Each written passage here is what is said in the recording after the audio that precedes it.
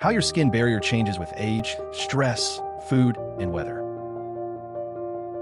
Your skin isn't just a cover, it's an active organ. And its outermost layer, the skin barrier, is constantly adapting to your age, mood, diet, and environment.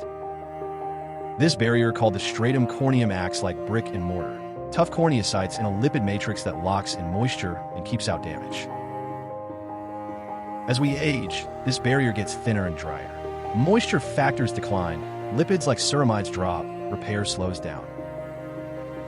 Stress takes its toll too.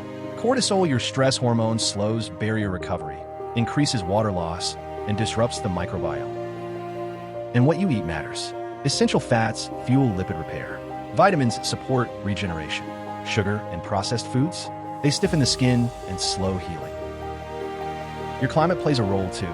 Cold dries the skin. Heat increases oil and sweat. UV rays break down collagen and weaken the barrier. The good news?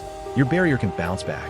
At Cymbiotics, our barrier-centric formulations are designed to hydrate, protect, and rebuild, keeping your skin resilient no matter the challenge. Cymbiotics, smart skin science for real-world skin.